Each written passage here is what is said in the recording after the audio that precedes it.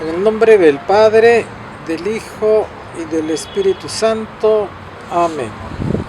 Muy buenos días, hermanos. Hemos meditado la vida de la Santísima Virgen María desde la Anunciación hasta que Jesús cumple 12 años y toda la familia sube a Jerusalén. Y la última experiencia que hemos visto de la Virgen es cuando el niño se pierde en el templo, se queda en el templo. María y José, angustiados, ¿no?, regresan a buscarlo y encontrarlo, hasta encontrarlo, ¿no? En toda esta primera parte de la vida de María, en los relatos siempre aparece José. Ahora vamos a entrar a partir de la edad de 30 años de Jesús, porque desde los 12 años hasta los 30 años de Jesús, tampoco las Sagradas Escrituras relatan con los acontecimientos de la Sagrada Familia. Lo que sí podemos darnos cuenta es que en la vida pública de Jesús ya no aparece José. Eso quiere decir de que antes de que Jesús cumpla 30 años, no sabemos en qué momento María enviuda. O sea, José pasa a la casa del Padre, deja este mundo y es recogido por Dios Padre. Podría haber sido un año antes, 2 años, o de repente al poco tiempo nomás. No sabemos cuánto tiempo la Sagrada Familia no estuvo completa, pero yo supongo que debe haber sido casi poco antes de que Jesús comience su vida pública, porque cuando él muere en la cruz, María está presente, pero ya no está José, y le encarga a Juan que se encargue de su madre. Entonces, bueno, cada uno pues hará su reflexión, porque no tenemos datos, ¿no? Si María se enviudó y vivió viuda varios años o poco tiempo. Lo importante es de que el hogar de Nazaret siguió caminando adelante. En la vida pública de Jesús también tenemos que saber de que María, hay momentos en que acompaña a Jesús. Digo, hay momentos, porque Jesús, una vez que comienza su vida pública, sale de su hogar y ya no siempre regresa, porque se va a lugares lejanos. Y él mismo lo dice, ¿no? Hay momentos en que él dice, ¿no?, los nidos tienen sus pájaros, las zorras sus cuevas, pero el Hijo del Hombre no tiene donde reclinar la cabeza. Eso quiere decir que de repente se encontraba en un pueblo predicando, le agarraba la noche y ahí nomás él trasnochaba. Y muchas veces, si estaba cerca de Nazaret, seguramente regresaba a su casa a dormir. Y que María lo ha acompañado en algunos momentos, también lo relatan las Sagradas Escrituras, ¿no? No siempre María ha acompañado a Jesús en su recorrido cuando él salía a predicar. En el Evangelio de Mateo,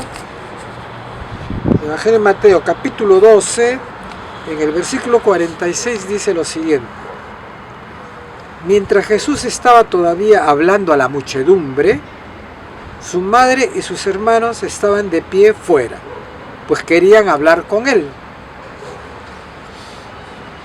Alguien le dijo: tu madre y tus hermanos están ahí fuera y quieren hablar contigo. Pero Jesús dijo al que le daba el recado: ¿quién es mi madre y quiénes son mis hermanos? E indicando con la mano a sus discípulos, dijo: estos son mi madre y mis hermanos. Tomen a cualquiera que cumpla la voluntad de mi Padre en los cielos Y ese es para mí un hermano, una madre o una hermana o una madre. Aquí claramente dice, tu madre y tus hermanos están ahí fuera y quieren hablar contigo. Bueno, primeramente, refiriéndose a lo que estamos hablando de la compañía de Jesús cuando acompañaba a Jesús cuando él predicaba el mensaje del reino, María se ve que a algunos lugares ella ha estado presente. Aquí se refieren a ella como tu madre y tus hermanos, ¿no? Hay otro momento, no tengo acá la nota, pero está aquí en el Evangelio de San Mateo, que dicen, ¿no es este el hijo del carpintero, María su madre, que viven con nosotros? Quiere decir que José ha acompañado a la Sagrada Familia, y quizás con ese dato podemos pensar que José ha fallecido poco tiempo antes de que Jesús comience su vida pública. Ahora, ¿quiénes son los hermanos y las hermanas de Jesús? Esto presta a confusión, porque tenemos que leer las Sagradas Escrituras con el criterio de la época que se escribió. Para el pueblo de Israel no existían los apellidos. Era un pueblo que vivía en clanes, agrupados por clanes. El jefe del clan era el más anciano, era el más importante. Qué contrario a hoy día. Hoy día el anciano es despreciado, porque no produce dinero el anciano, ¿no? Pero para la época de Jesús era el más importante. Él era el jefe de toda la familia. Venía el más anciano, sus hijos, los varones se casaban y las mujeres entraban a ese clan. Las hijas pasaban al clan del esposo. Dentro del clan todos eran hermanos. Si uno quería referirse a un familiar y especificar cuál era su relación, decía, mi hermano, el hijo de fulano, ¿no? O mi hermana, la hija de sultano.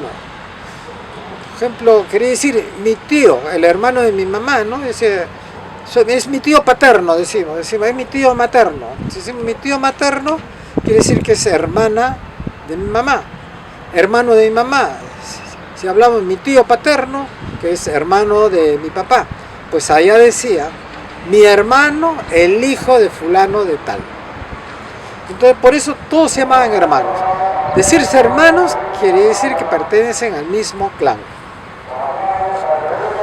Y la segunda parte muy importante es de que Jesús les dice, mis hermanos son los que cumplen la palabra de Dios. Eso es muy importante, porque quiere decir de que aquí Él está diciéndonos a nosotros, mi madre cumple la palabra de Dios. Es un ejemplo para ustedes. Él en ningún momento está despreciando a su madre, más bien le está enalteciendo, ¿no? Y lo podemos afirmar de esa manera, porque siempre en el Evangelio vemos cómo María, ¿no?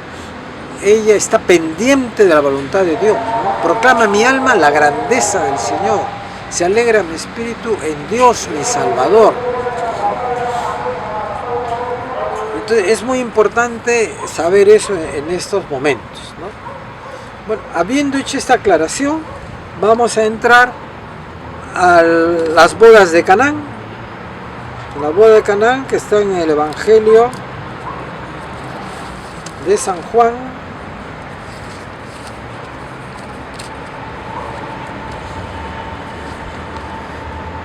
capítulo 2, primeros versículos.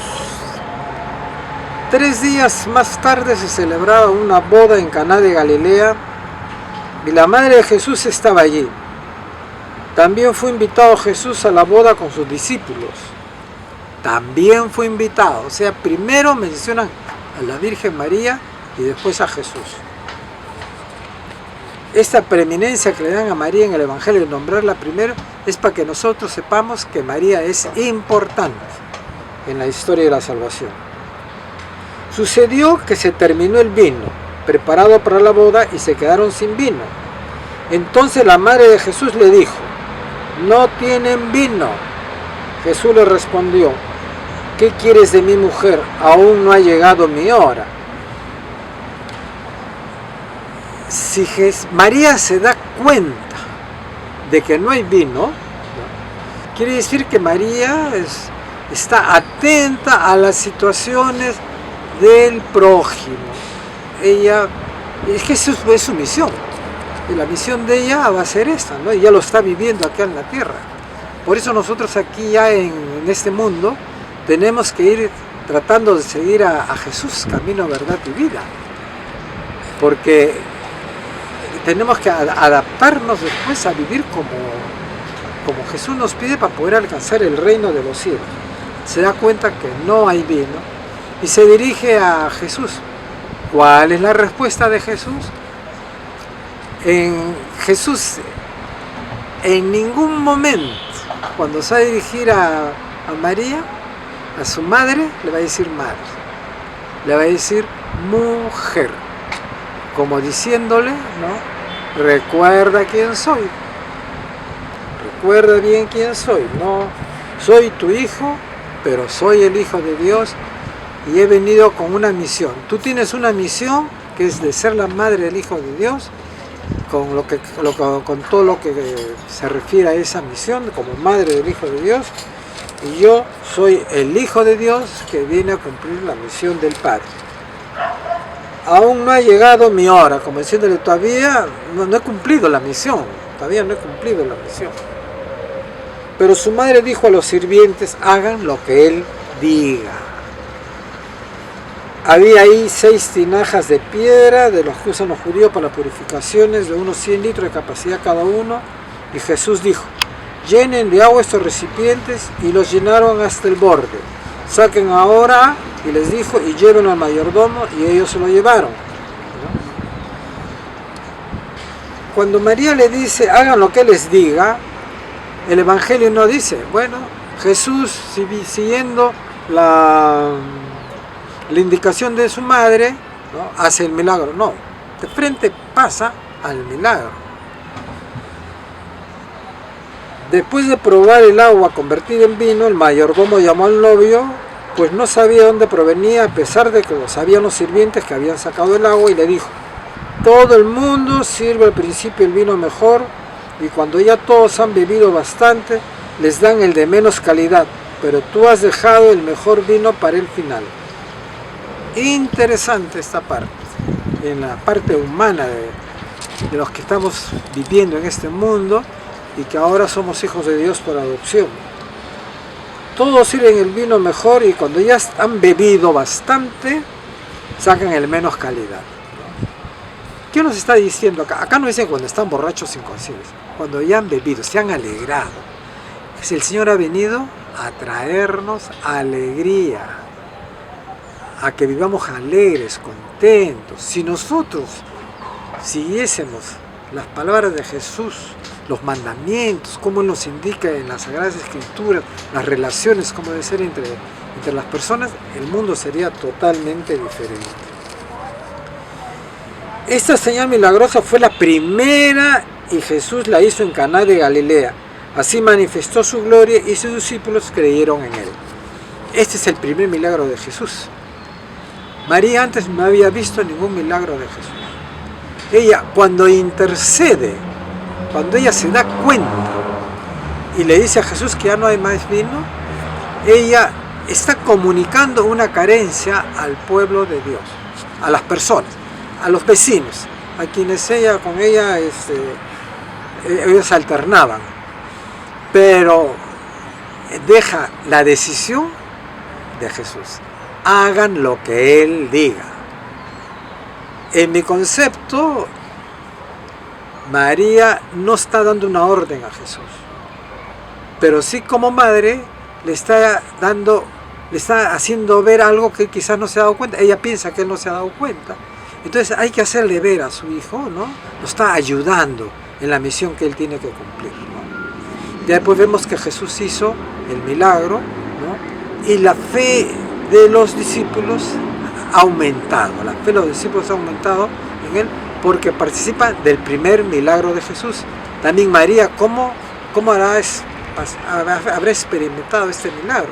Porque hasta antes, si ella iba y participaba de la predicación de Jesús, hasta este acontecimiento Jesús no había hecho ningún milagro. Vamos a quedar en esta reunión, en esta parte.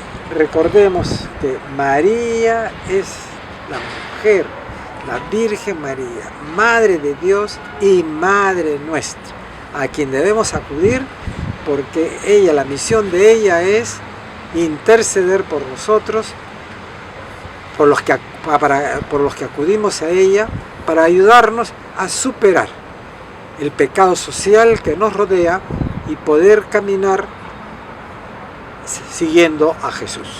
El Señor los bendiga, los proteja y los cuide de todo mal. Amén.